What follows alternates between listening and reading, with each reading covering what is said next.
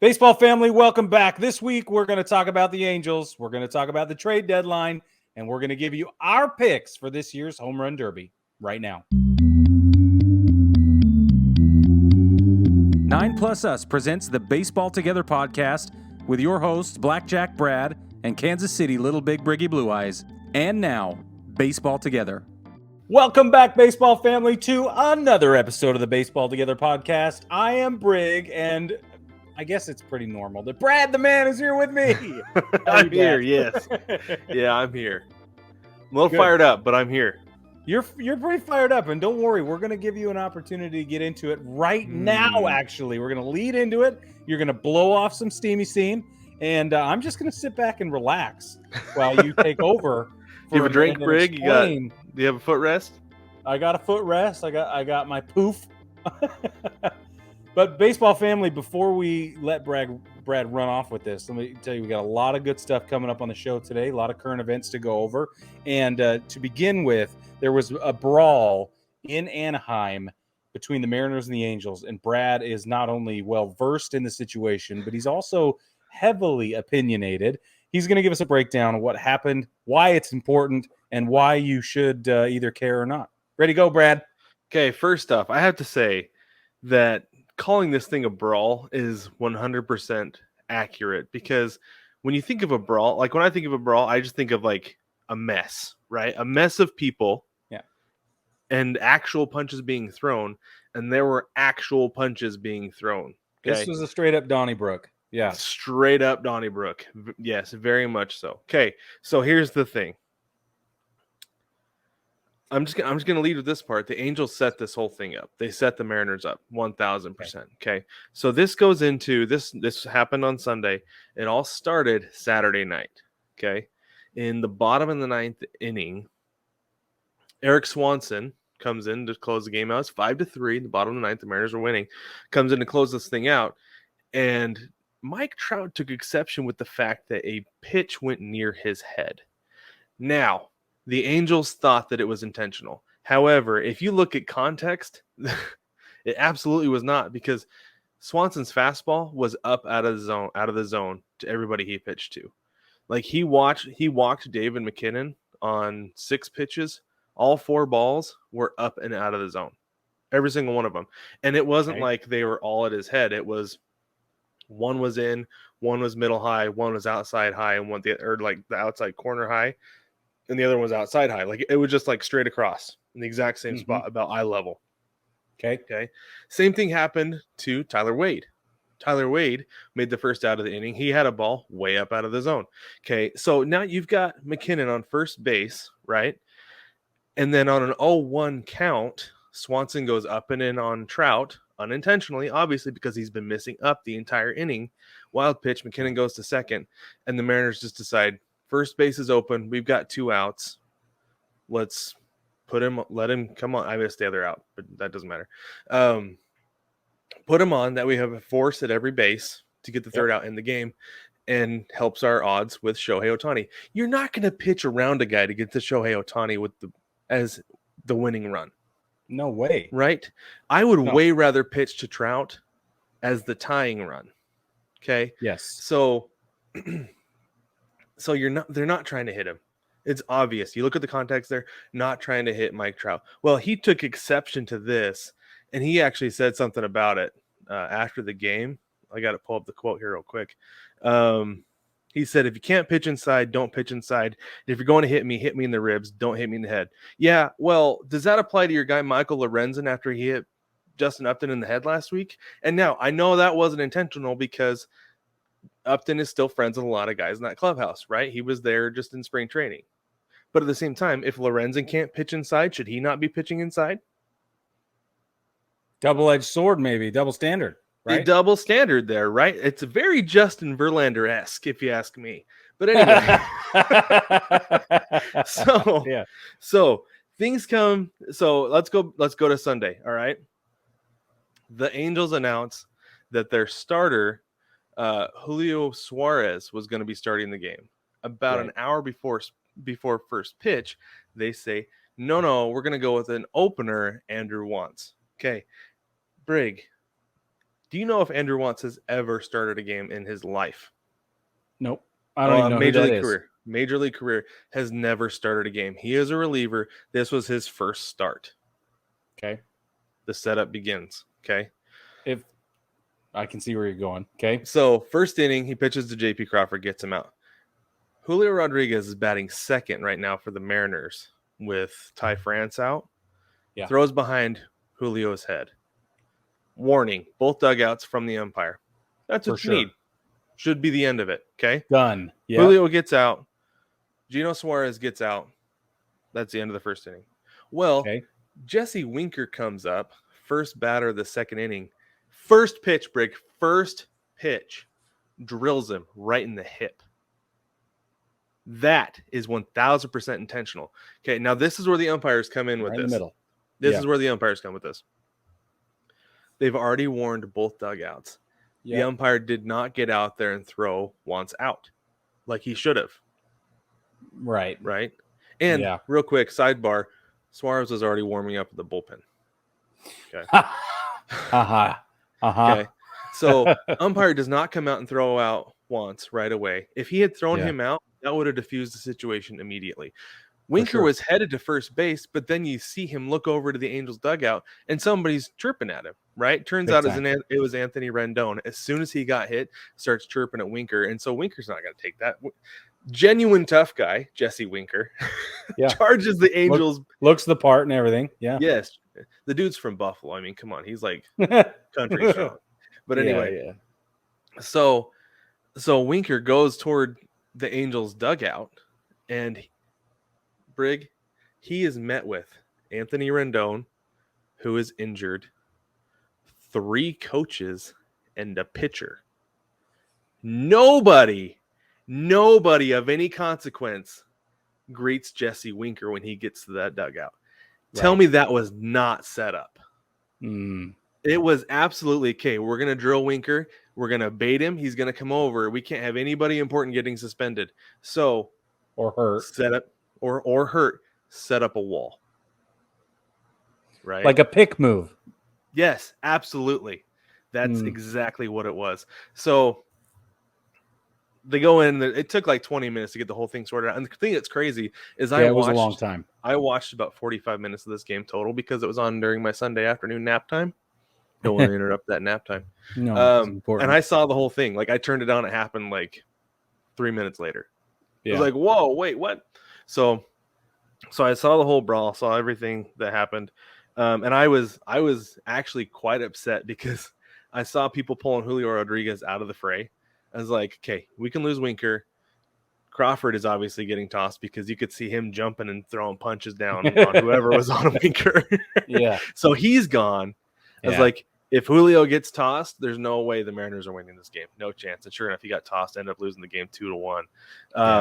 And so that was really frustrating. I would have loved to have seen the Mariners win that game, but it didn't work out. But so let's go through the suspensions. There were suspensions handed down tonight, like of course, an hour before, like an hour ago. 2 hours before. Yeah, really recently. So first off, Angels interim manager Phil Nevin. And first off, Brig, while I get into these, keep track of the roles of every player for the Angels here. Okay, so Nevin got 10 games because he obviously orchestrated the whole thing. So the man who puts out the hit is going to get the harshest punishment. Yep. Jesse Winker got 7 games. I'm assuming he was going to get 5, but he got an extra game for each bird that he threw into the stands. Right? He had eventually apologized to the women and children, which I thought was really funny. That's pretty funny. Good move, but it was really good funny. Good move, yeah. But Anthony Rendon, who was injured, Dom Chidi, who is the bullpen coach, Andrew Wantz was the pitcher, who the perpetrator, right? Yeah. And J.P. Crawford all got 5 games. An injured player, a bullpen coach, and a reliever. Yep. And then you've got the Ryan opener. Tepera. Excuse me. The opener. The last minute opener. Yes. Ryan Tepera, pitcher, got 3 games. Yep. Oops, sorry. Ray Montgomery, bench coach, Manny Del Campo, bullpen catcher, and Rizel Iglesias, pitcher. And those seeds didn't do anything to deserve that, by the way. I don't know. That was out of hand. That was uncalled for. I'm going to Sure. apologize on behalf of all sunflower seeds in the world. They all got 2 games. And then you've got Bill Hazelman, who was another coach on the Angels staff, got 1 game. Come on. Literally Meanwhile, a who's who of nobody. Mike Trout, Jared Walsh, Shohei Ohtani are standing 10 feet out from the fracas. Yep. Not involved at all because I'm sure they were told, stay back, do not get involved. Yep. All set up, all orchestrated by Nevin. I don't know that 10 games is enough, to be completely honest with you. It's pretty interesting. Unreal. It's unreal. These teams are going to play each other again in a few weeks in Seattle, and I'm curious what's going to happen. That's going to be a must-watch series, especially with a doubleheader. Yeah, because that's when tempers really get going. Yeah. People are tired. It's been a long, first of all, long day. But, okay, I got to read this thing you sent me. This is from lookoutlanding.com. Do you know who wrote this? I don't know who the writer was, but Lookout Landing is the Mariners SB Nation page. Yeah. So it's a fan writing this. This is not a professional journalist. It's a fan. But it's pretty fun. So I'm just going to read it. It is fun. It says, I'll end with this. The Anaheim Angels have wasted the primes of 2 most generational talents in decades. They lost an epic 14 games in a row earlier this season. They've chosen to channel their frustrations into inventing perceived slights and attempting to injure other professionals. If their club was a ship, the organizational rot present in Anaheim would have condemned the vessel long ago. They are cowards, plain and simple, and there is no place for such cowardice in Major League Baseball. Now, baseball family, if you're the one that wrote that, we need to hear from you because that was exceptionally well worded. It was. I loved every bit of it. And here's the thing, Brig. I've talked in the past about how I considered jumping ship and going to be an Angels fan because my wife is an Angels fan, right? You have said that. I've said that a number of times. But after this weekend, I'm like, nope, never. I will never, ever, ever. Because the setup, everything orchestrated by Phil Nevin, like don't get me wrong, we all love a good baseball fight. I hate having to explain it to my 7-year-old because when you do, it's like, well, that sounds really stupid and not really entertaining.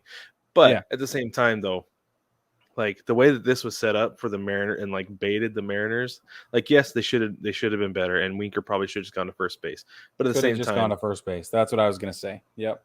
And he even said too. He said today, if they had thrown out the pitcher right away, I'd have gone to first base. If they had, if it had stopped with Julio, I'd have gone to first base. If there hadn't been chirping from the dugout, I'd have gone to first base. Perfect storm, though. It is, because none of those things happened. Right. And none of them, well, that's interesting. And I think if it hadn't been the first pitch of the at-bat, he would have gone to first base too. But that's just me. I think if it had maybe been the third or the fourth pitch and it had been like a 1-2 count and they hit him, I don't think this would have happened. But it was like, hey, buddy. Okay, see ya. Yeah, exactly right. And the thing that I thought was crazy too was I saw a picture of Jesse Winker when he came out of the brawl, and like his neck was scratched up. He had bruises all over his face already, everything. And Luis Torrens is not in the lineup tonight because he hurt his shoulder. I made the joke that he probably was swinging and missing while he was in the brawl because that's what he does. That's awesome. Well, thanks, Brad, for jumping on your gilded soapbox and letting us know what you think happened there in Anaheim. I'm gonna move us on a little bit. Reid Detmers was optioned to AAA Salt Lake, same organization, by the way, the Angels. And this is only 6 weeks after he tossed a no-no, but his numbers have plummeted. I mean, terribly. It's so bad. It's like he threw all the gas out of his tank. And then he sputtered to a halt, and everybody's looking at him like we're still driving. He's like, nope, not anymore. We got 3 more months, guy. So from May 17th to June 21st, he has pitched in 6 games. He started every one of them. He's 0 for 6 as far as the team results result. They're 0 6. Team results, his personal record is 0-2. He's 0-2 win and loss. 27 total innings pitched. He's given up 25 runs, 25 hits, 17 runs, all of which have been earned. He's walked 13 batters, 24 strikeouts, 2 hit batsmen. His ERA jumped to a nice, clean 5.67 in that amount of time. Again, that's from May 17th to June 21st. So that's bad. But it's and 8 home runs. And 8 home runs. Yeah, it's really bad because after you pitched a no-no, now you're getting pee-pee slapped because you're doing so poorly. It's just it's so sad. Well, he shouldn't have dumped all the gas out of the tank though, like you said. Like, yeah. I mean, I know you're gonna pitch a no when you have a chance. That's fine. But absolutely. Man, I wonder if some teams saw something from that and they got onto him. I wonder if he was tipping pitches, because that's really bad. Like, there had to have been something that somebody saw after that no-no that they got to. And if it wasn't every single start since then, then you could question it. If it wasn't every single appearance, that's fine. Then, maybe there's some developmental issues or something there. But I don't think so, man. I think this is a legit, like you said, the book is out. They picked him apart, and he's got to go back and relearn something or stop doing something. So exactly. Bryce Harper was hit by a pitch in the thumb, and now he needs surgery. So this is rut-row for Bryce Harper. This is rut-row. Did you see the video of when this happened? Yeah. He looked like he was. Go ahead. He said he'd rather get hit in the face. Because he said, and there was nothing happened. Yeah, he said, I can get hit in the face. It's fine. I can take a fastball to the face before I'll take a fastball to the thumb any day. And, so he looked angry.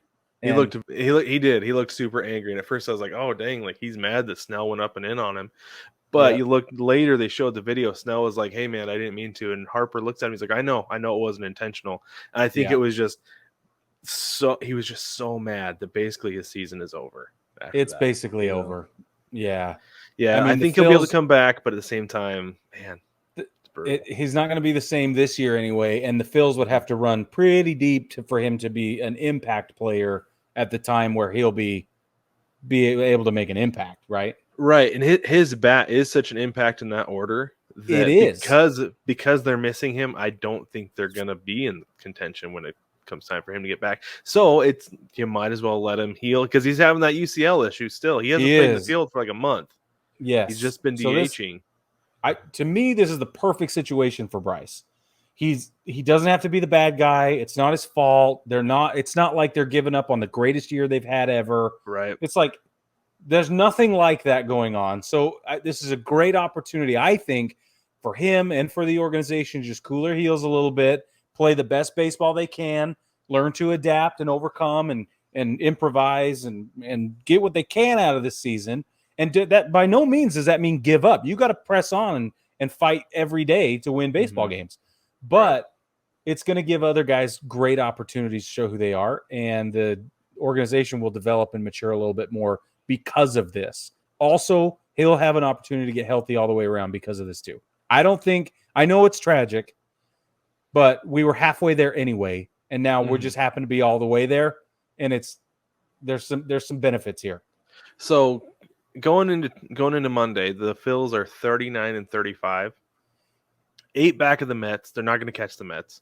You're not going to make up 8 games. I'm sorry. There's a lot of baseball. There's quite a bit of baseball left. I won't say a lot. There's quite a bit of baseball left. You're not making up 8 games on the Mets unless there's a catastrophe. But Brig, 2 back in the wild card is all. I know, and that's where it gets complicated. That's why you got to win every game you can. You can't. Don't just. And I hope they don't just sell everybody, right? I hope they're not going to be the trade deadline, prom queens. What? Well, I don't even know what I was trying to say there. Bro, I don't know if they'd necessarily be the prom queens because the belle of the ball. I wanted to go with belle of the ball for the trade deadline, but it didn't come out right. I don't know. Because they have a lot of great talent. Garage sailing. My approach would be garage sailing everybody, just giving everybody away. So that's why I was kind of like, maybe the prom queen. But you're a Mariners fan. But that's I don't know. Because I don't know. look, because they have some talent on that team that other teams could use, like really could use. Definitely. And so Yeah. I don't know if this impacts what the trade deadline will look like based on what their season looks like now and what it will continue to look like without Bryce Harper. But it is going to be dramatic. I hope they don't sell everybody off, because I think next year with a healthy Bryce Harper and the maturity that this will bring to the lineup, they're going to have an opportunity to do even better than they're doing this year. That's all I'm saying. So we'll see what happens. Yeah, we'll see. It is going to be interesting, the dominoes that fall as a result of Bryce Harper's injury. So we'll have to keep an eye on it and update you as they come. Before we take a break, Brig and I have a new way that you can support the podcast. So one thing And yourself. And yourself. Yes. That's right. Because one thing we like to ask our guests about is their favorite sunflower seed flavor. Well, we have new favorites around here. Personally, I love Hatch chili, and Brig's new favorite is Parmesan and pepper. Both are delicious flavors from Chinook Seedery. If you're watching on YouTube, you can see Brig holding those up and also wearing his fancy Chinook Seedery t-shirt. Boom. Because we love them so much, we reached out and have partnered with Chinook Seedery so you can get the best seeds at a discounted price. That's right, a discount, because we love helping you guys save money.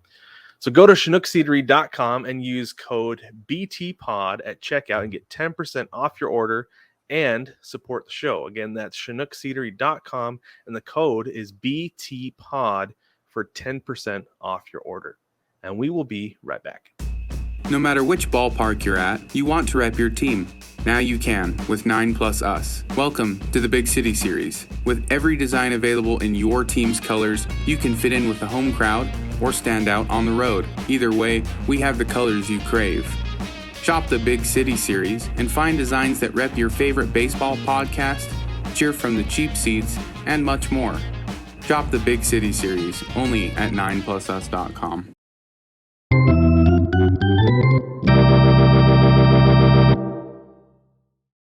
Welcome back, baseball family. So we have gone a couple weeks without updating you on our fantasy baseball league.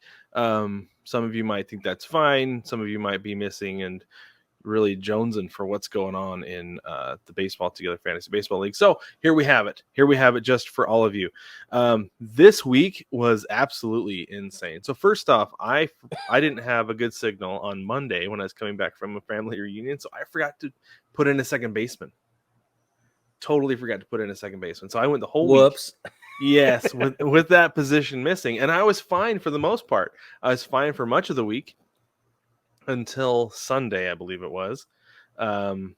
Denise, Grace Under Fire, came back and beat my Manitoba Man Clowns 421 to 404. Rowdy Tellez was her top scorer with 84 points. And then she had Dylan Cease with 54. He pitched 13 innings with a win that only gave up one earned run and struck out 24. That's going to be a good week for a pitcher. Matt Olson was my top scorer, 84. I had Trevor Story with 66, and then Adley Rutschman with 52. So I don't know. If I had a second baseman, I would have won. I would have won that matchup. I'm very upset at myself.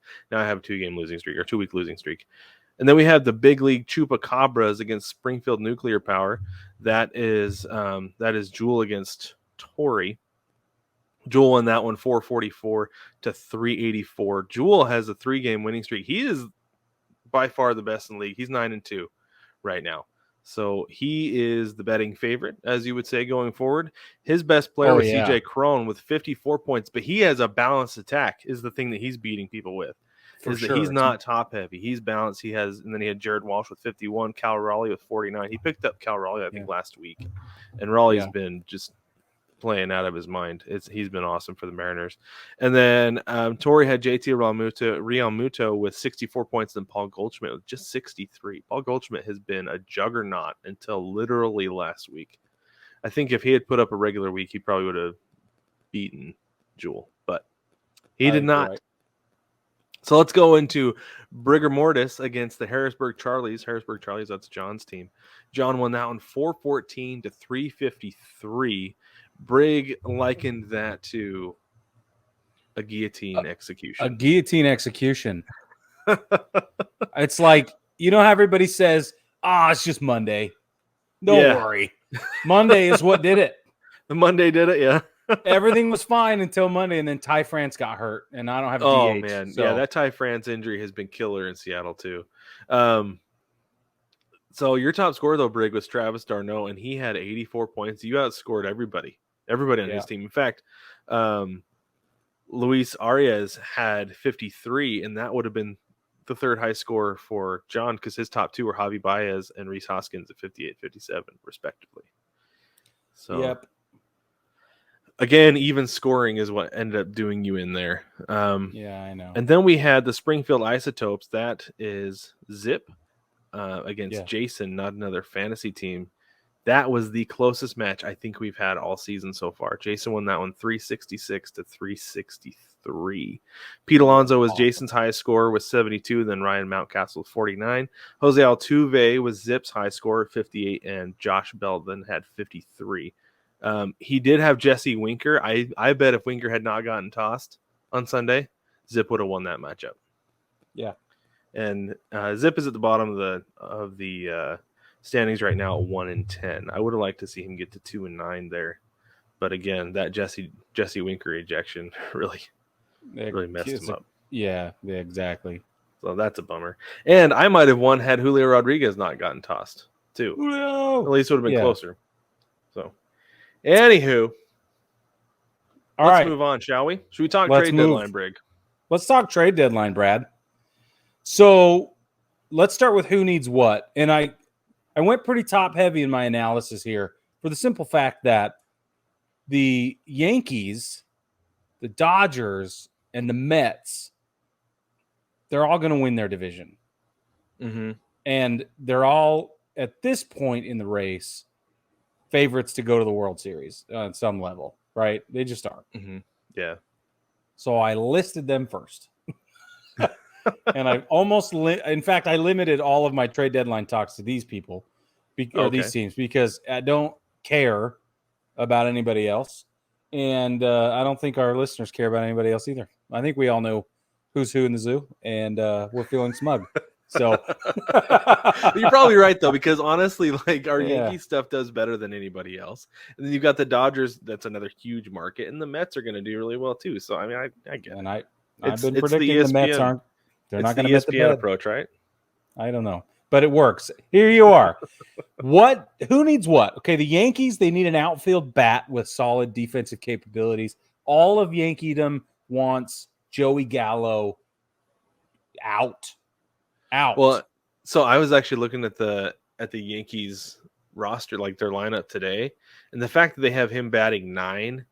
Like, I know he's not the same Joey Gallo of a couple of years ago, but I was like, man, he would still be batting 3rd in Texas if he was there.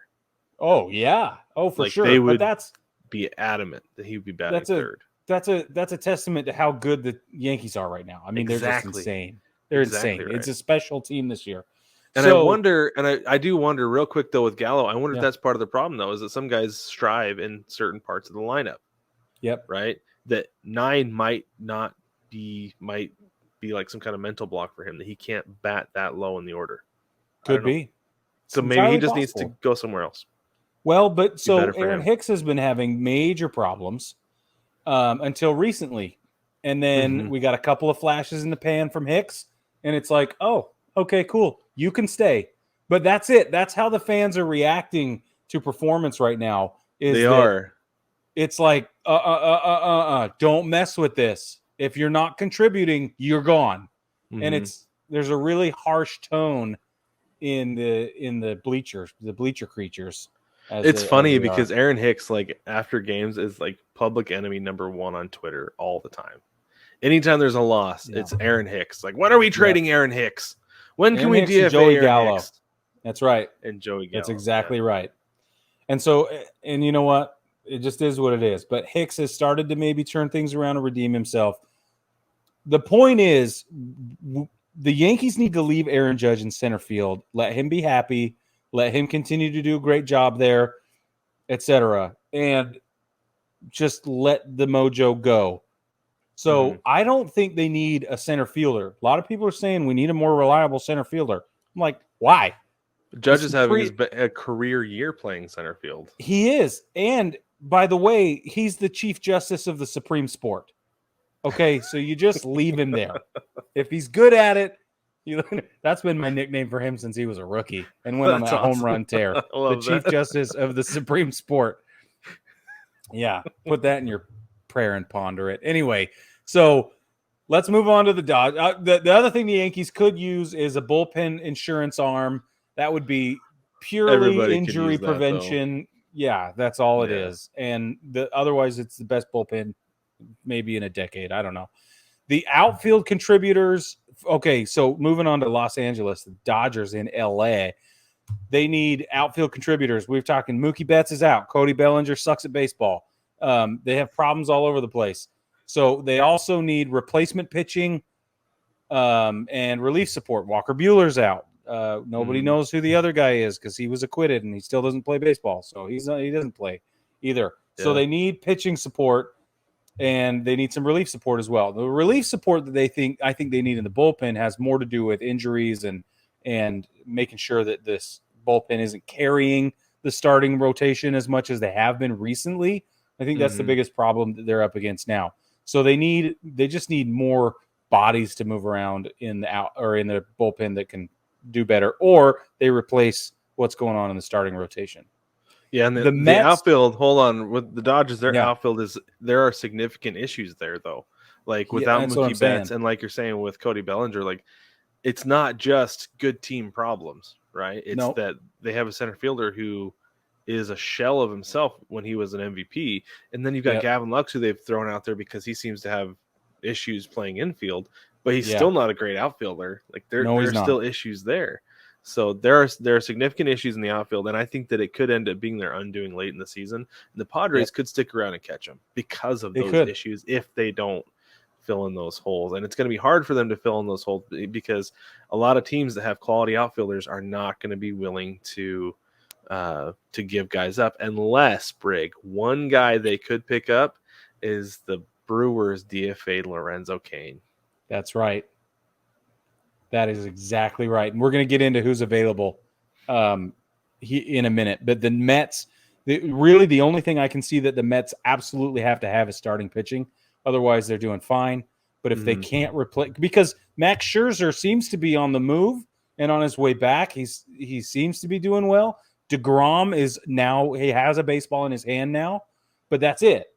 There's no movement forward. There's no progress being made in his rehabilitation. Scherzer is making moves, and that guy's he's gonna come back, and it's gonna be fine. DeGrom, no idea. So I wonder if their approach with DeGrom is we're not gonna bring him back until we need him.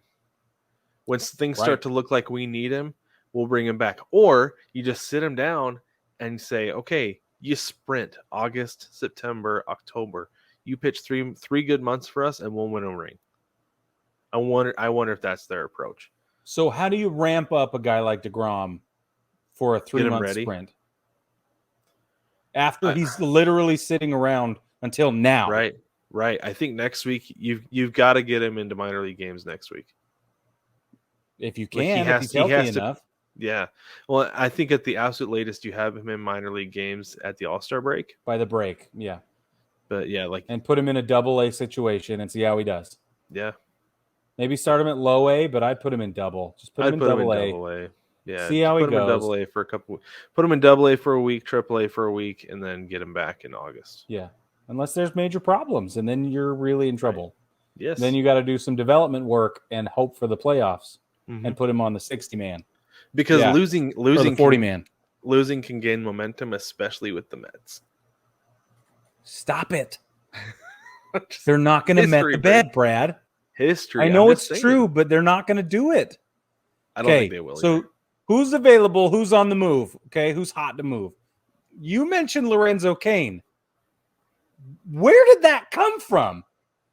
Why did they DFA him? I don't know. It happened though on his 10th, like the day he got 10 years of MLB service time, which was pretty cool that they waited. Because it is cool. Because what that means is that now he gets a full pension when he retires. So that's cool on them for doing that. And it was like a mutual thing, I guess. But at the same time, though, organizational respect. If I need an outfielder, I'm picking him up. Well, and two of the teams I just mentioned need him. Right. He was one of the best players, one of the best outfielders in the game, 2 years ago? 3 Yeah, years ago? Something 3 like maybe. that. But yeah. So I think he's still got something in the tank. He just needs to change scenery. I think he'll be fine. So which of these markets would you put him in, LA or New York? LA. Where does he thrive? LA? Me too. That's LA. exactly what I would say. Yeah. Because He's been Kansas City and Milwaukee. He has not done the harsh market like New York. I think he would do better. It'd be a much softer landing spot in LA. 100% agree with you. Love it. Let's talk about Wilson Contreras. He has one more year on his contract. Do you think anybody picks him up as a rental? 2 weeks ago, I would have said Seattle needs him, but not so much anymore. Like I said, right. Cal Raleigh has been money. Yeah. Way better defensively, hitting the cover off the ball.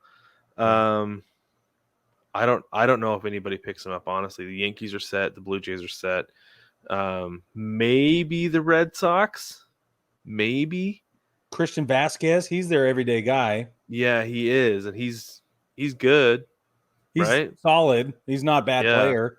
He's not. Yeah. There's no issues with Christian as far as I can see.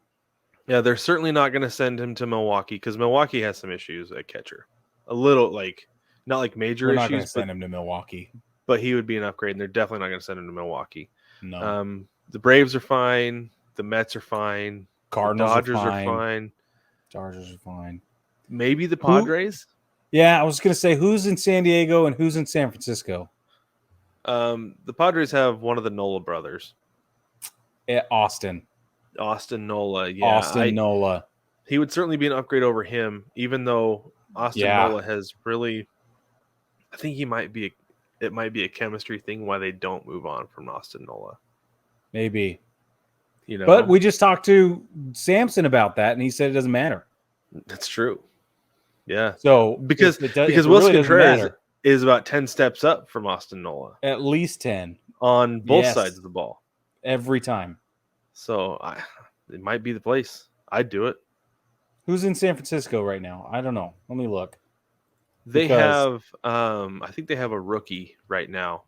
Yeah. Catching for them because obviously they don't have Buster Posey this year.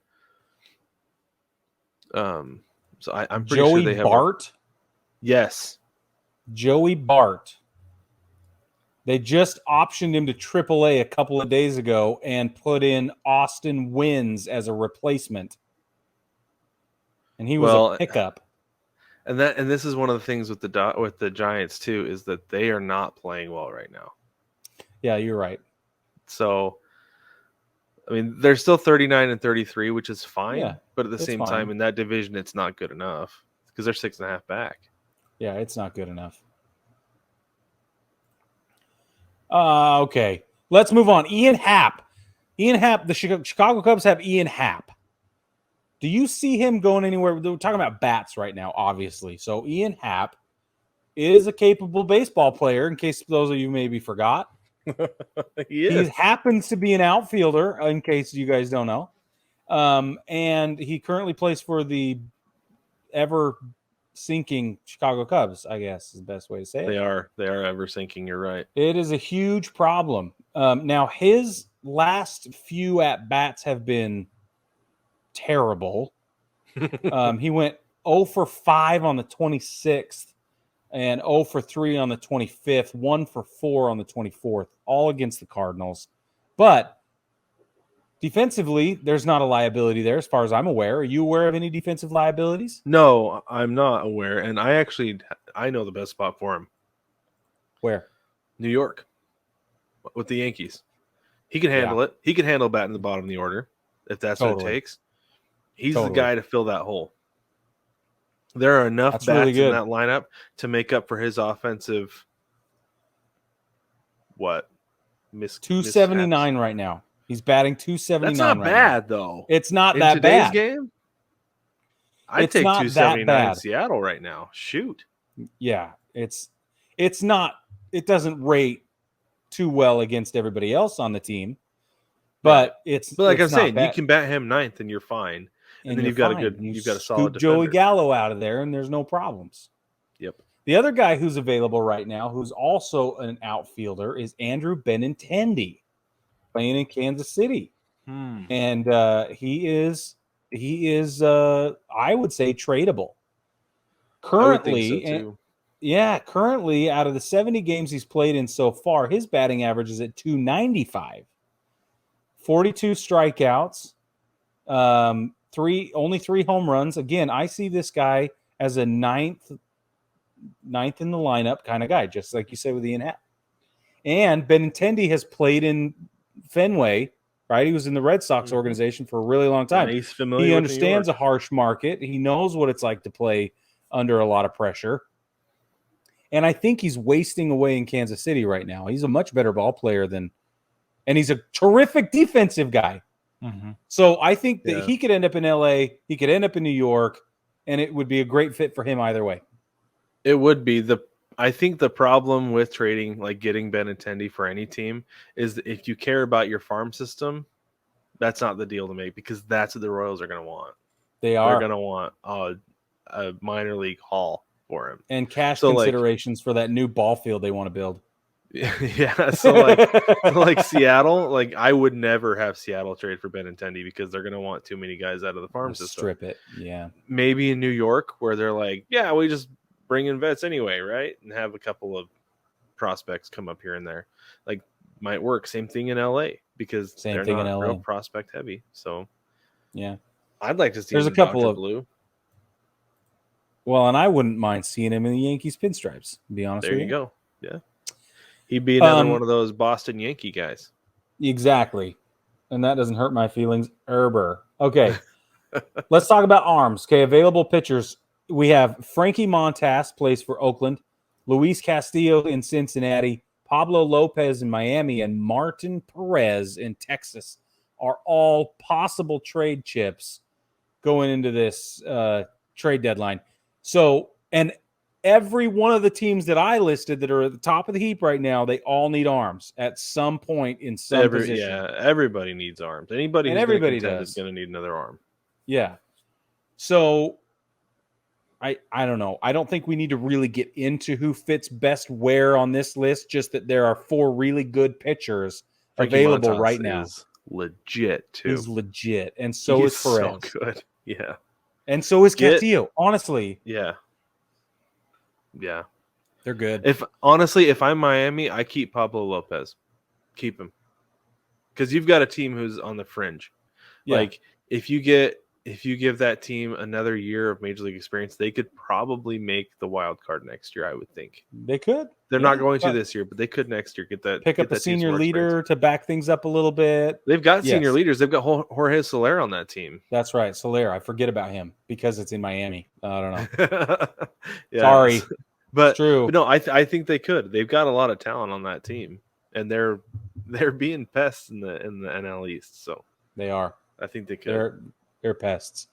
Anyway, baseball family, don't forget to subscribe to this show. We publish it every Tuesday morning wherever you podcast. It's available, and that's obviously a great way to get notified anytime we come out with a new show, Tuesday mornings.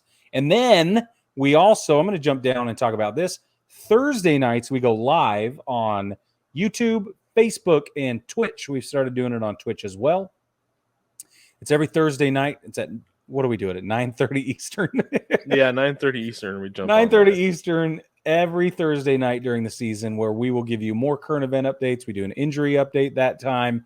It's another great way for you to interact with us, and you can jump on and actually talk to us live on the live broadcasts.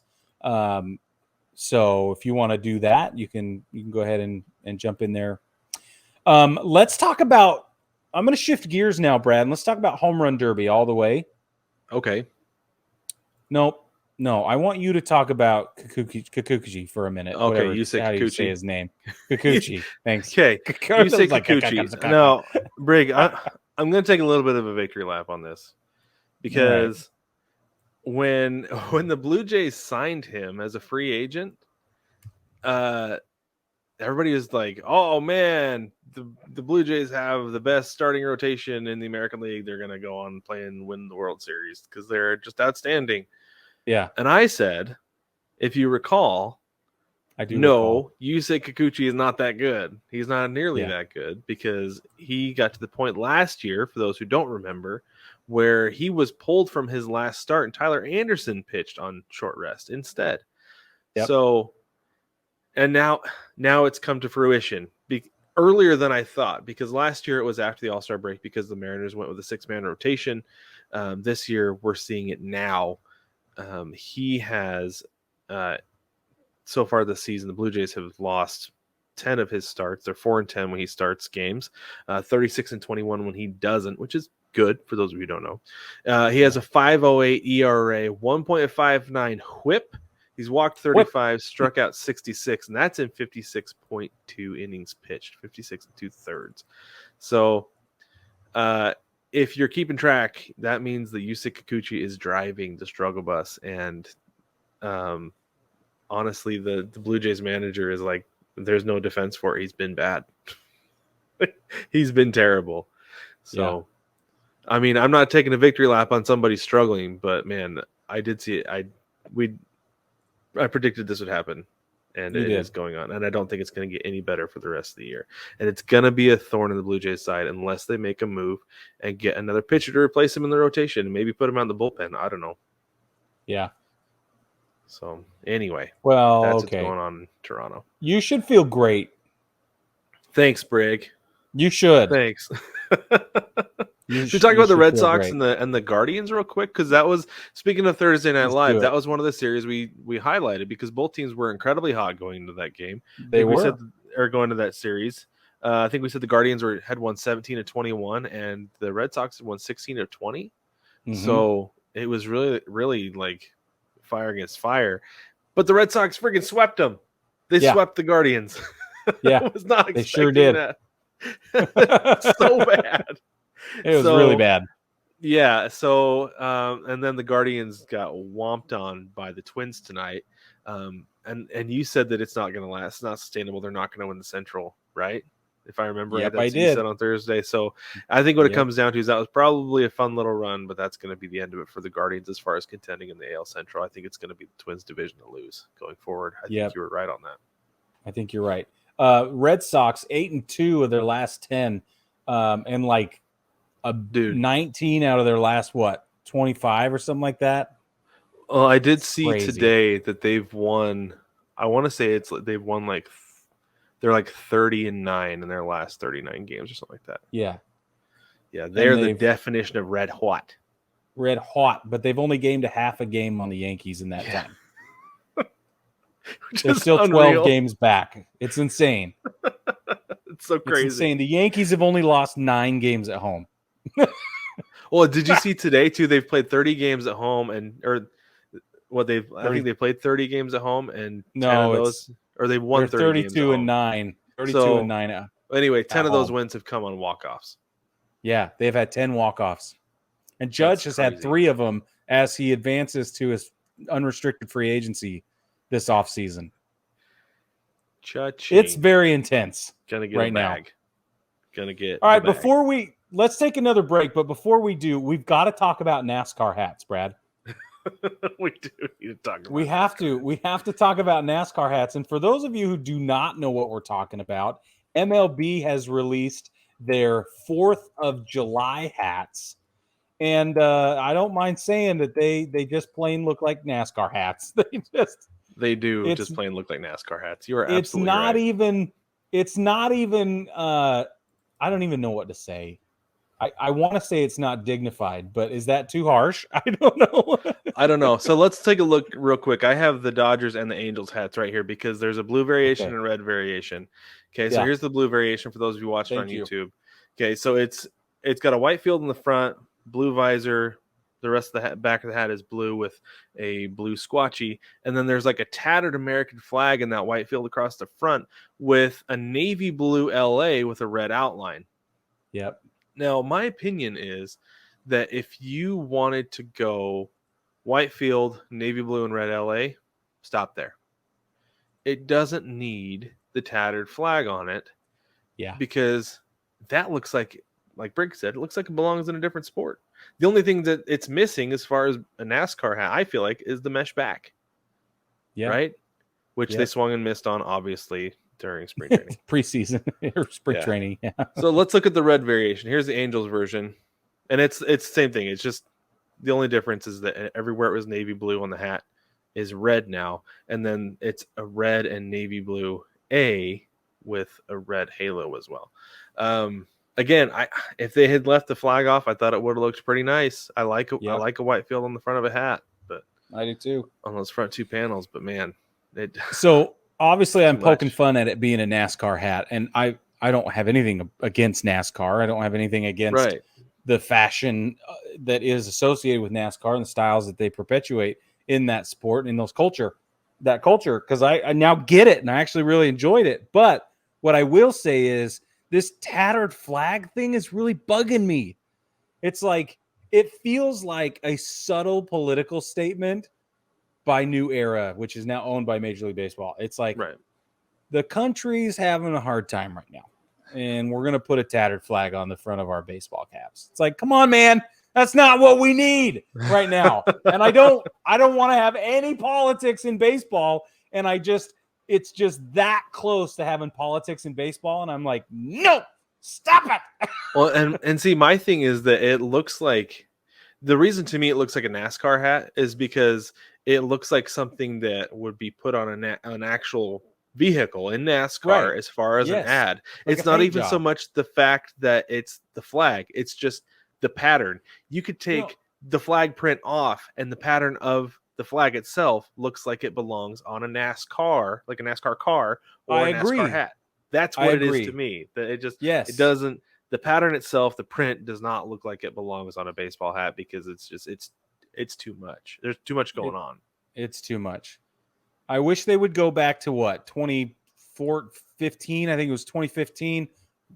White cap, red visor, the logo stitched with the stars and stripes, gold around the emblem, the logo.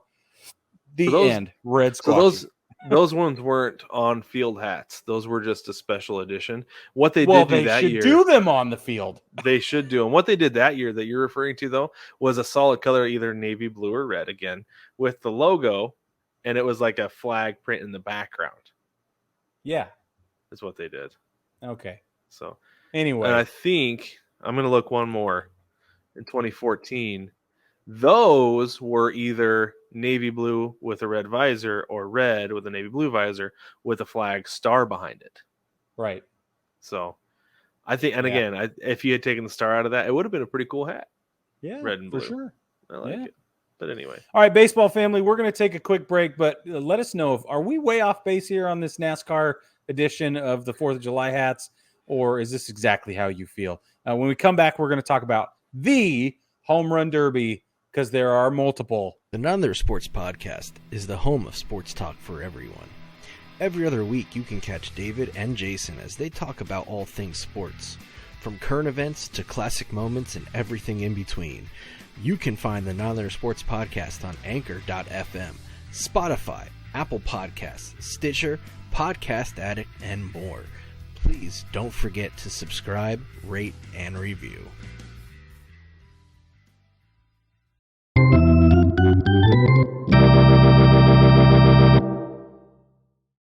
Welcome back, baseball family. We are going to get into Home Run Derby talk right now because, like I said before the break, there are more than one type of Home Run Derby now. In fact, not just are there more than one type, there will be more than one event.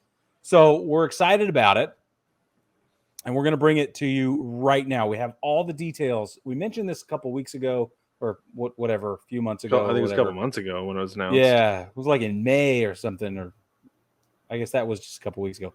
Point is, we've got Home Run Derby X is a real thing. And now we have a lot more information about what it is, what it means, when it will be, where it will be, etc. So we're going to explain it to you right now.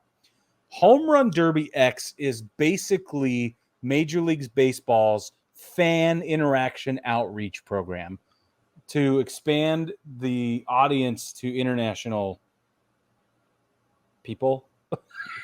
Yeah, I don't have a better word.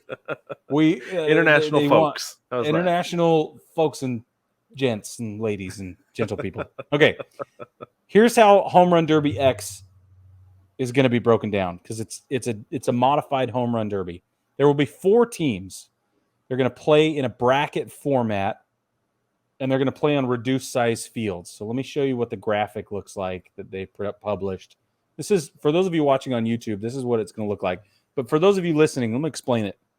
The field of play will be between 280 feet to 320 feet to center field. Think of a dramatic pie wedge, right? Like a piece of pizza. Right. The home plate is going to be at the base of the piece of pizza, at the tip, and then outfield wall will be the crust, okay? There will be between 280 feet to 320 feet. That's a small field, first of all.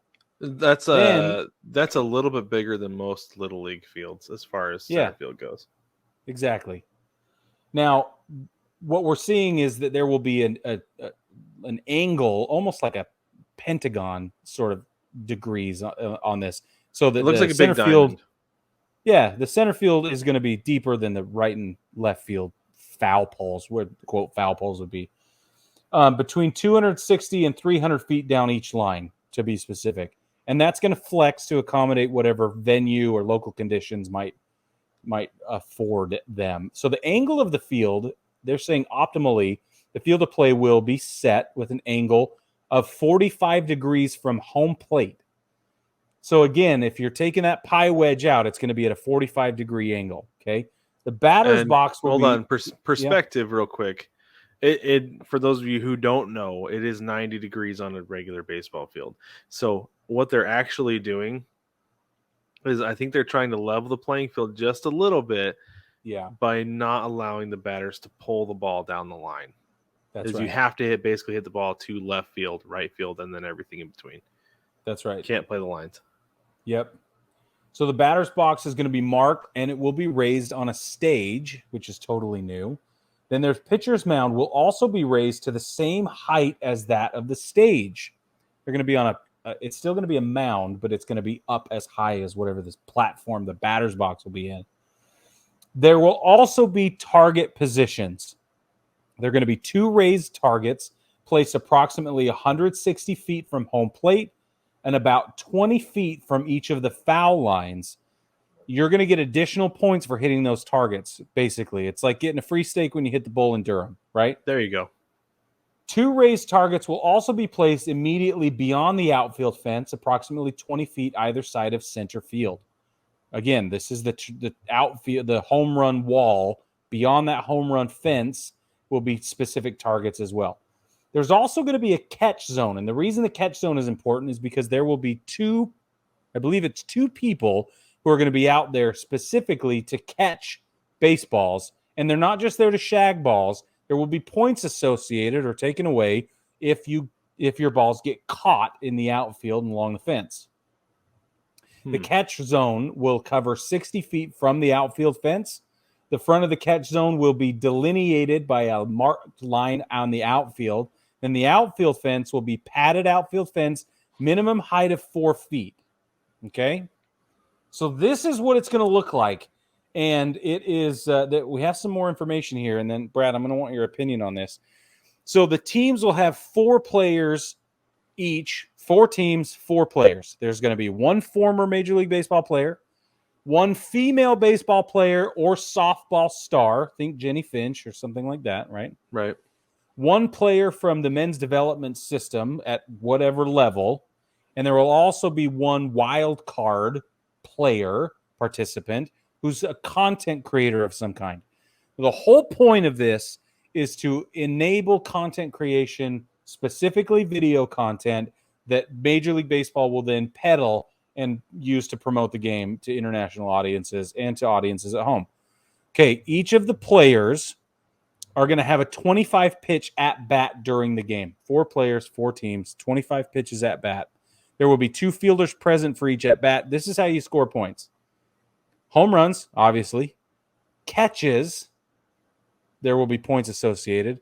If you hit the targets and if you hit home runs on a hot streak, one after the other, after the other, after the other, you'll get points that way as well. And a time bonus or point bonus will be associated for the hot streaks. Kind of like the time bonus associated in the actual home run derby.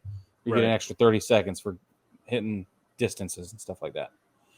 Okay, so what Major League Baseball has decided to do is that they're going to pick 4 franchises that they've selected as being what I think is the most marketable.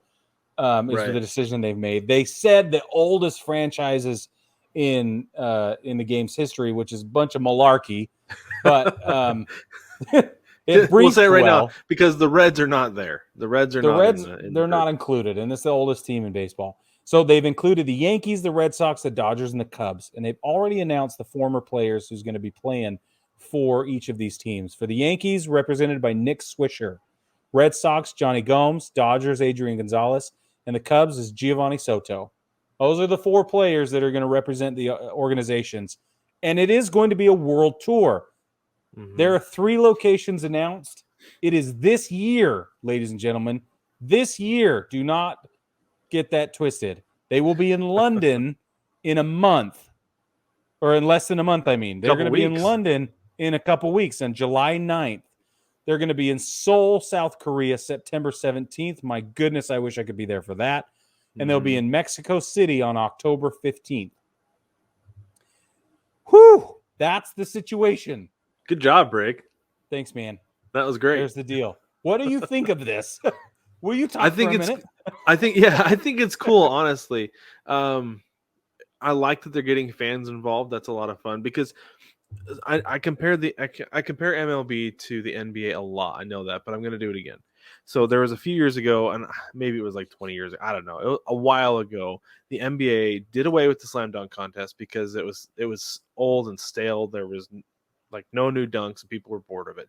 So what they did is they replaced it with what was called the Shooting Stars event, which was an NBA player, an NBA All-Star, with a corresponding WNBA All-Star from their same city. They would team up and they would shoot from different spots on the court.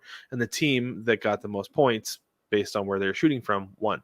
Okay. Nice. Now, since then, they brought back the home run derby. They've done away with that event because it wasn't popular. People didn't like it. It was boring. Anyway, they brought back the contest. They brought back the slam dunk contest. Sorry. And a lot of people are saying what they need to do with the NBA is there are some tremendous street ballers who can dunk. Like some guys on the street who just like will just throw down, and it is absolutely amazing. And they're like, bring them in, 4 NBA guys, 4 street ballers, and have them do a slam dunk contest. The reason the NBA will not do that though is because they do not want street ballers looking better than their players. That is the one reason they will not do that. Yeah. However, Major League Baseball is doing that with Home Run Derby X. They're bringing in former players because they don't want active players being in this event for obvious reasons because of the timing, travel, everything. Yeah. But what they're going to do is they're going to bring in former players who can hit home runs and have average Joes go up against them and hit home runs on a smaller field. Yeah. And what you're going to do is you're going to see side by side the difference between an average Joe, somebody who can probably play beer league softball very well, right? Yeah. Or maybe a Saturday wood bat league very well against a big leaguer, and you're going to see the difference side by side because Major League Baseball knows that even the former players are so much better that you're going to be wildly impressed with it, and you're going to want to see what Major League Baseball is, what it is that makes it so special and different than the other leagues, why the top level is so much better than the street leagues, the college leagues, everything like that. So I think it's really cool. It's a great move on their part. It's great publicity, really a great way to reach out to international audiences by putting it in their front yards, right? Yep. Going to London, going to Seoul, going to Mexico City. That's going to be awesome. That's going to be really cool. Seoul's going to be a really big deal. Huge deal. Like that stadium is going to be packed. Mexico City will likely be packed. London is going to be packed because there is an appetite for baseball in London, and taking Home Run Derby X there is an outstanding move. I think this whole thing's awesome. It's going to be a lot of fun to watch. It's going to be more baseball content. It's going to spill over a little bit into the off season, not as much as I think it should, because that's something baseball needs to do. Baseball needs to figure out how to spill over into the offseason and become a 12-month sport like the NFL.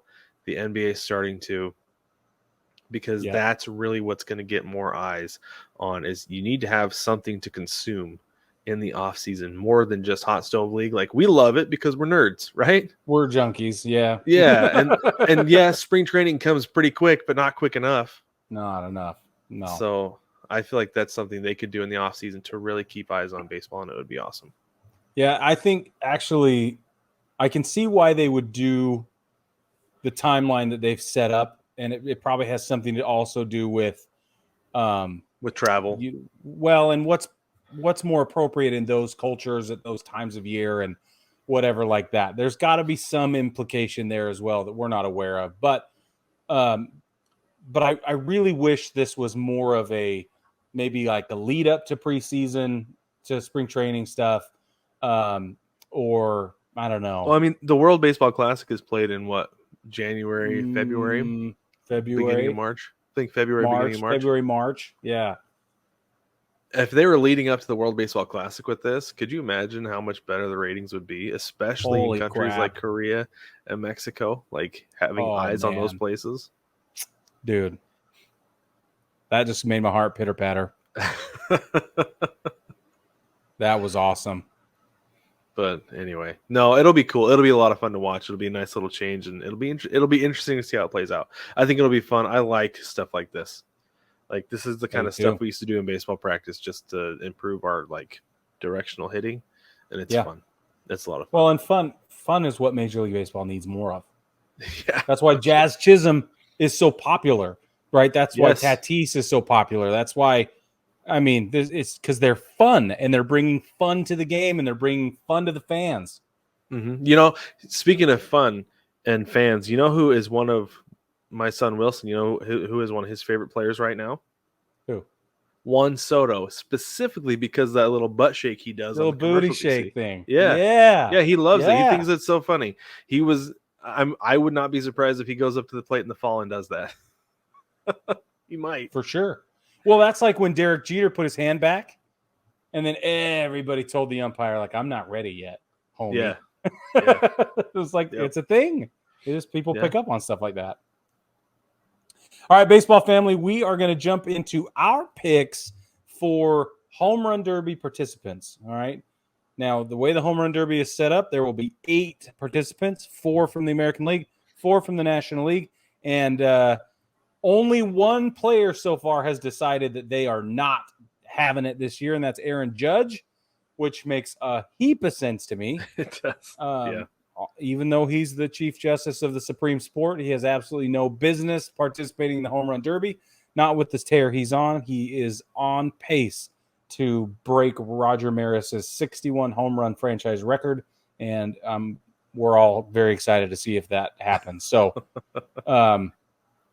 pins and needles. So, excluding him on purpose because he's very formally stated that he will not be participating.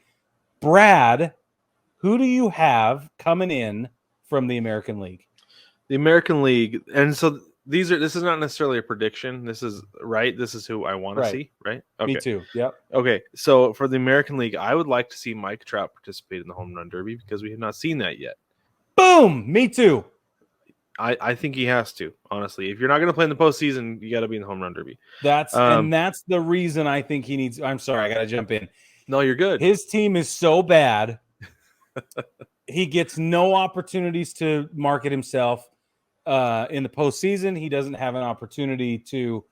I mean, he doesn't even do commercials as much as everybody else does. Like, the guy just needs more. If we're going to go on and say he's the generational talent, the once in a lifetime, that's fine. But he doesn't win anything. We talked about that with Samson last week. It's just, it's disappointing. It's sad, and he's going to go down in the history books as being just another everyday player that we once thought was amazing, and that's it. So he has to start doing crap like this, or nobody will care.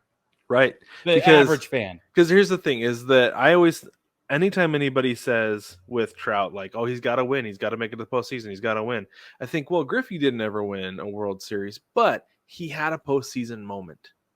Yes. Right? And he won 3 home run derbies. Yes. That's the other thing. 3! And he was in commercials. Tons. And the hat. So, yeah. And the most beautiful swing in the history of baseball. There are a lot of things that Griffey did besides winning a World Series that cemented him as one of the greatest players ever. And Trout has to do some of those things. He's not doing them. And this is his year to do it. It is. He needs to do it. So I've got Mike Trout. I'd like to see Giancarlo Stanton do it because he hits monstrous home runs. And could you imagine the home runs that he hits in games? Add like 50 feet to those because that's typically what it is in the home run derby. Like that would be awesome. It would be awesome. So fun to watch. Another guy I'd like to see is Luis Robert because he is an exciting player. He can really mash the ball. I would like to see him in the home run derby as well. I want to see Julio. I want to see my guy Julio Rodriguez because speaking of getting eyes on you, so Julio Rodriguez, while he was in the minor league system for the Mariners, had a show that he did, like a YouTube show where he would interview guys in the organization, like just talk. And it was a way for them to get eyes on him, to promote him to be the future face of the franchise. It's called the J-Rod Show. And so now his nickname is the J-Rod Show. Take the J-Rod Show to the All-Star game. I don't care if he plays it or not. Participate in the home run derby. And I honestly think he has the personality where he would want to do it and he would have a blast doing it and he would be a ton of fun to watch. So I want to see Julio in the All-Star, in the home run derby. And my honorable mention, Brig, is a guy I don't like even a little bit, Jordan Alvarez. Oh! He's my honorable mention too. I don't like him because he plays for the Astros and he mashes against the Mariners. He mashes against everybody. But he's great. He's so good. Yeah. If he played for the Yankees, I would like him more, honestly. Like if he played for the Royals, I'd love him. But man, I don't like the dude even a little bit because he plays for the Astros. Yeah, you're right. So all right, who do you have in the American League? Who else do you have? Okay, so I absolutely need to see Vladdy come back. Okay. Because that dude, I can't believe he didn't beat Pete Alonso. I still can't believe it because that was some really, really good home run derby action. Watching those two chase each other down was epic magic. And he's better than he was. So I want to see, it was just nuts. I want to see Vlad come back. We talked about Mike Trout. I want to see Rafael Devers and his Cabbage Patch cheeks. That'd be something. I want to see him out there. And it's for the exact same reasons you mentioned with J-Rod. I want him. He's already setting himself up to be the star of the show in Boston. And it's good. It's really good. He's doing a good job, but this would be another way to further cement him. And his bat just freaking rings, man. So I don't understand how that dude has that much power. Like I understand he's a third baseman and everything, and he's kind of stocky, but at the same time, he doesn't seem like, I don't know what it is. I don't know where it comes from. And to see a third baseman come in and do it, it'd be like the Todd father. Remember when Todd Frazier did it? It was this, and you look at Todd Frazier, you're like, what? Todd Frazier looks like an accountant, but Devers doesn't look like an accountant. But that dude, he's got to have like 8-pack, like shredded abs to be able to put that kind of torque on his bat. Totally. So I would love to see Devers in there, and then Byron Buxton is my fourth one. Yeah, that'd be. I would like to see. He needs the publicity. He needs the publicity. He deserves the publicity. Yeah. He's sitting on 19 home runs on this season right now. And his biggest problem is he plays in Minnesota, honestly. Well, that and he has not played like more than 100 games more than I think once in his career. That's another big problem. The dude has a hard time staying healthy, which is no fault of his own. Right. It happens. No. But if you're going to go down, do it this year playing for Minnesota and do it at because of the home run derby and get some street cred with the fan base. He's a guy fans need to see more of because I feel like he's one of those guys where it's like, oh yeah, Byron Buxton's a nice player. No, Byron Buxton was the number 2 overall pick in the draft and is a freaking stud. Yep. And he's only 28. This is age 28 season. So I think this could be good for him. It could be good for Minnesota, but it'd be better for him. And then Jordan Alvarez, my runner-up as well. So yeah. Okay, let's switch over to the National League, Brad. Who do you really want to see from the National League? Okay, in the National League, I have Rowdy Tellez because you need a guy in the home run derby named Rowdy. Yeah. Oh, if it's available, it's a requirement. I think that alone qualifies him. I want to see Paul Goldschmidt in the home run derby as well. he would be like my Matt Olson guy for the home run derby, who I consider putting in again because he's having a better year this year than he was last year, but he also didn't do well in the home run derby last year. So let's bring in Paul Goldschmidt, see how he does. Kyle Schwarber. The Schwabs. I want to see Kyle Schwarber in the home run derby. That would be a lot of fun just because he's got a fun personality. He'd be a fun guy to watch.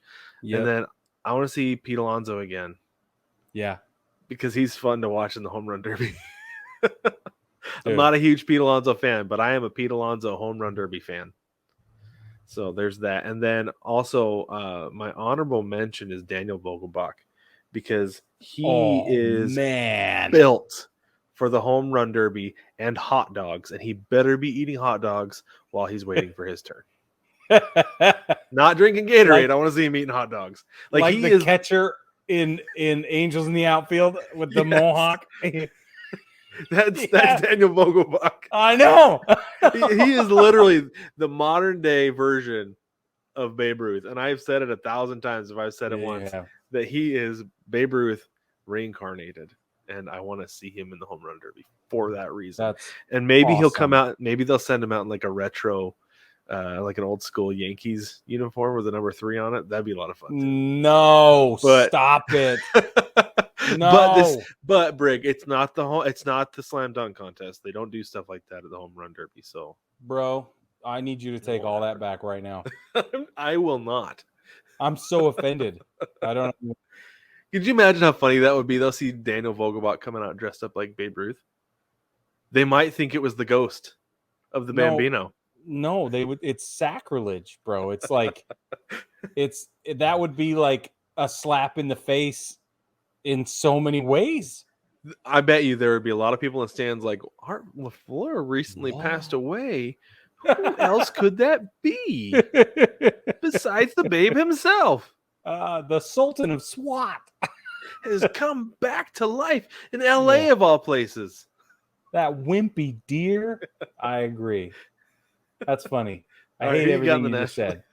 All right. You got the National League break. It's absolutely ridiculous that Pete Alonso doesn't come back. If he doesn't come back, I'm going to be so angry. That's number one. I need Pete to come back. And this will be, if he wins, it's his second one, right? Second win. I think it'll be his third because he won in 2019, didn't he? That's right. It will be his third. That puts him up with Griffey. He's the only other one to do it. Yeah. If he wins again. So I have to have Pete Alonso back if for no other reason than that. I have to have Kyle Schwarber. Yeah. Schwarber. Have to. For every reason you mentioned and more. I love everything about Kyle Schwarber. Everything. Mm-hmm. Even during the whole time in 2016 when he was injured, I was watching. I was like, I love this guy. And then he came back and was even better. And I was like, yes, I love Schwarber. Okay, I want Jazz Chisholm Jr. Yeah. Because young guy, huge talent, huge draw, lots of fun. This is all about fun. Bring the fun guy. Bring the fun guy. He's an interesting guy, too, because he doesn't have the body of somebody who would hit for power, but he does. He hits for a lot of power. So that he would be almost like the change of pace guy, right? Yeah. So, yeah. He'd be like, who did you say? Matt Olson and Paul Goldschmidt. Paul Goldschmidt. The reason I can't have Paul Goldschmidt this year is because I can't have Paul Goldschmidt screwing anything up or getting hurt or messing up his swing. He is on such a historic tear that I don't want to see the Aaron Judge thing happen to him. When Judge came to the Derby and then it messed up his swing for like 60 or 70 days or whatever it was. It was bad. It was a while. So that's unacceptable. I would not let that happen. My number 4 guy is Jock Peterson. I had him on my list. Yeah, again, fun guy, lots of personality, bring the pearls, got to be wearing them. Another fan interaction, heavy dude, right? Like, bring Jock. He's great. He's got 17 homers on the season. So he mashes. He's a perfect choice for the league. That my runner up is Christian Walker in Arizona, actually, who's flying under everybody's radar. Yeah, because he plays in Arizona. It's because he plays in Arizona. But again, this is another opportunity for these smaller market teams. He's got 19 home runs on the season right now. Yeah. So you could argue that he goes instead of some of these other guys. I don't know. But I think the marketability is a huge deal. That's why I've got Pete Alonso, Kyle Schwarber, Chisholm Jr., Jock Peterson. Nice. I like it. Solid lineup. Thanks, bro. Okay. Last thing we have here, we have to get to this because we're a couple weeks late on it because we just haven't had a chance to get to it, is the Brewers City Connect. So let's go quick and then we'll wrap things up. All right. These were unveiled a couple weeks ago. They played in them this last weekend. Brig, first, before we get too deep into it, let's break it down. So they have the primary baby blue color with like a yellow and white ring on the sleeves and at the neck, and then they say Brew Crew on them in yellow with like a navy drop shadow. Yeah, but it's kind of like a font you would find in like Canva. And then the hats say MKE. They're meant to be like neon lights. And then the one touch that I think is cool is on the right sleeve, they have a charcoal grill with baseball stitches on it. That even has like smoke coming out the top. Yep. I do like that. That's my favorite part of the entire thing. But Brig, give me your initial impressions of this look. So my initial impressions were, what? Like, that was my initial impression. I have to say I called it again. Yes. Because of the color combo, and they went with the people's flag of Milwaukee or whatever it is. So I called it with the color combo. The sleeves, I did a little reading up on it. The sleeves, yellow on the bottom of that cuff, white on the top, is supposed to represent a glass of beer. Actually, the white is foam around the top of the cuff. That makes sense for the beer, the yellow beer underneath. That's what that is. I don't think they have a monopoly on tailgating in Milwaukee, and I don't think so either. Grilling, but I do understand like the bratwurst, culture that they have there, which is a huge deal. Like they have like the sausage race, right? Yeah, yep. The other thing is on the hats, the MKE is like the airport code, and then behind it is their area code 414. Is stitched, I see. Yeah, it's stitched in behind the MKE, and that just looks like a bag of garbage. Well, so I thought it was supposed to be like, how with neon lights, how they're connected with the bars behind them? Yeah, I thought that's what that was. The area code. That looks bad. It's bad. And with I read an article where somebody made this point, and I thought it was terrific. I wish I could remember who it was. They said it might have been on UniWatch. Okay. But I think it was. Anyway, the guy on UniWatch said, nobody, like, we live in a global climate. Like, nobody is retaining their origin, or nobody's changing area codes anymore. You buy your cell phone or wherever you are, and then you carry your number with you everywhere you go. So the 414 is only for OG people, and I think that excludes even a huge amount of the fan base that maybe moved to Milwaukee. Well, I mean, and become to that, fans. I mean, you live in South Carolina and do not have a South Carolina area code. I live in Arizona and do not have an Arizona area code. My wife lived in Washington literally for 6 weeks and has a Washington area code on her phone. Exactly. People ask her all the time if that's where she's from. She's like, no, I lived there for a month and a half. Like, yeah. Area codes are basically obsolete as far as identification goes. Right. And then, but they're being used here. I got an issue with that. Stylistically, it looks like garbage. But other than that, I think the jerseys are fine. I love the baby blue. I think they're hitting the baby blue a little hard this year. All the way around, both with this year and last year's Nike releases on like the Nike treatment jerseys that we started to see. Yeah, I like that they're hitting it hard there, but I think that it's carrying too much into the City Connect stuff as well, and now it's getting a little too much. Now it's not cool anymore. It's not a novelty anymore, right? Yeah. Well, and so my big thing is like I like that they went with the white pants. They could have gone with baby blue pants, but they stuck with white. I think that's great. But like I said, that font just feels really cheap to me. It looks like a video game, like a cheap video game font. like an early 90s video game is what it looks like. That's what it looks like. It looks like something I would have done as a high schooler for a project. Like design And a it's jersey. not bad. There's a cool font. Throw it on there. Yeah. It doesn't belong on a professional jersey. It belongs on, again, a travel ball team uniform or a beer league softball uniform. That's to me what that font belongs on. Not on a major league field. I don't think I would go that far because the point of the City Connect is to let your hair down a little bit. It is to be fun. Right. You know, it's supposed to be less formal. So I'm not like disgusted by it. It's not. I don't want to say I'm it's not disgusted for me. I don't want to say I'm disgusted. It doesn't scream Major League Baseball uniform to me. You know what it looks like? It looks like the newest energy drink can. That's what it looks like. It does look like it looks like somebody put an energy drink or a pre-workout powder in a bottle and they're marketing it to gamers, and that's what it looks like. Yeah, and it's fine. You're right. It's not bad, but that's what it speaks to me. Yeah. All right, anyway. Baseball family, what do you think of everything that we talked about today? We hit a lot of wickets today. A lot. Home Run Derby X. Who do you want to see? Are you happy with the former players they've selected? Who are your favorite content creators that you might want to see Major League Baseball recruit for next year's Home Run Derby X? Just a question. It's real honest. That would be a lot of fun, I'll tell you. That would be a lot of fun. But anyway, speaking of the Home Run Derby, real quick though, don't forget we are going to go live during the Home Run Derby like we did last year, so you can listen to us chop it up about who's doing well, who's not, whatever. We can talk about the Home Run Derby, and you can get involved in the conversation again when we go live. You can jump in the comments and everything on YouTube, Facebook, probably on Twitch as well.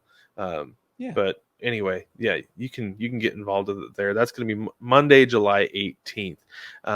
But if you want to let us know about any of the stuff we talked about today, jump in the mailbag, jump on baseballtogether.com. There's a link to the mailbag in the navigation at the top, or there's a link in the description of every single episode so you can reach out and get a hold of us.